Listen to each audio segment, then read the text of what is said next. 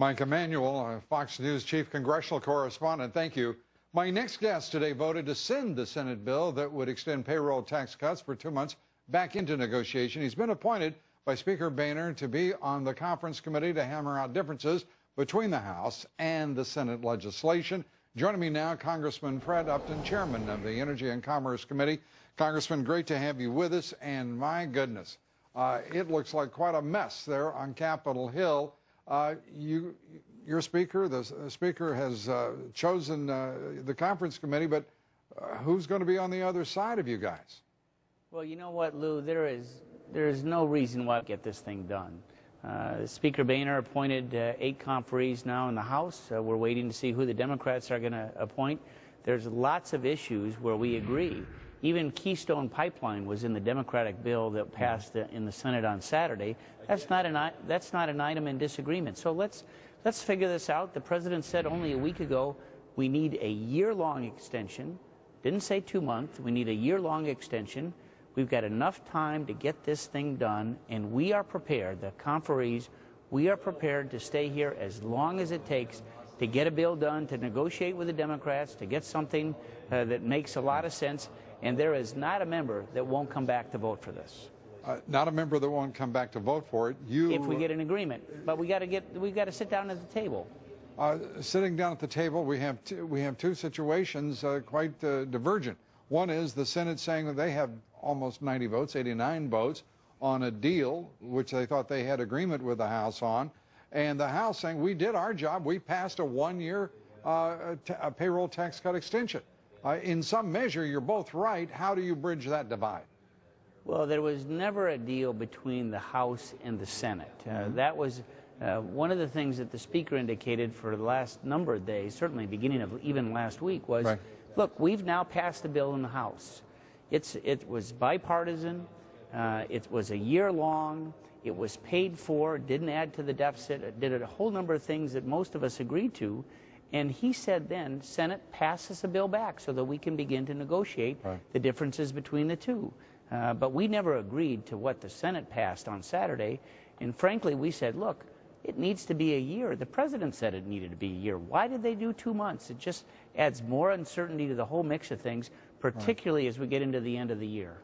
And as you look at what we're facing here now, 11 days before the end of the year, what happens if Senate Majority Leader, President Obama decide they have the Republican Party at a disadvantage because of your refusal to go along with the Senate on their legislation?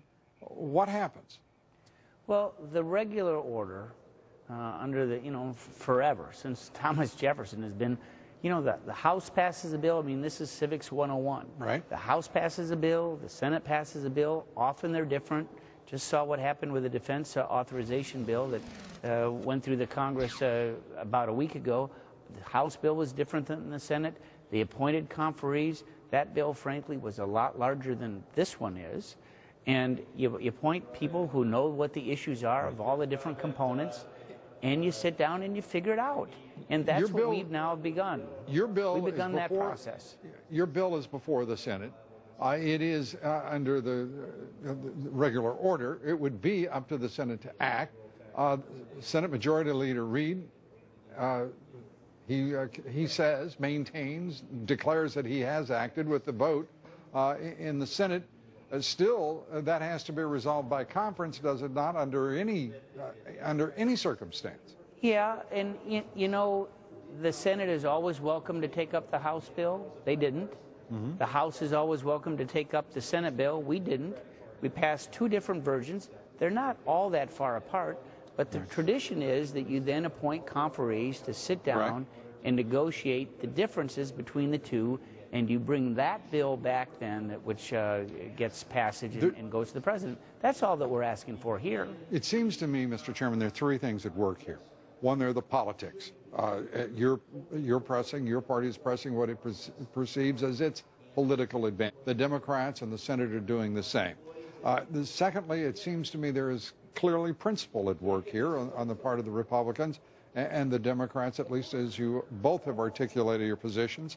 The third thing that's at work here, however, are the economics. and the economics will have immediate impact on millions of Americans. Which of those elements is the most powerful force, and which will shape the outcome? Well, we want to do this the right way. There's enough time in the year. You know, it's more than just the payroll tax extension. It's also the way that the physicians are reimbursed by Medicare. Yeah, the doc fix. And we're even hearing about patients today that are not able to get appointments with physicians because they don't know how they're going to get paid. So that's part of this element too. Unemployment extension. Unemployment extension, and certainly that's my state. You know, we've had double-digit unemployment for 38 So which is going to be months. determinant in the outcome here? Which, well, in your judgment? We think that it can be done.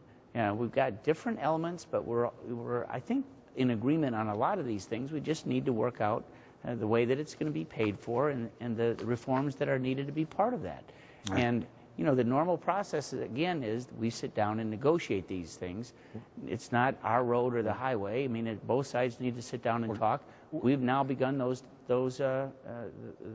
first move. Well, Congressman, we'll take the most positive outlook and take note that we're halfway there. The Republicans have their conferees. Thank you very much, Mr. Chairman. Thanks.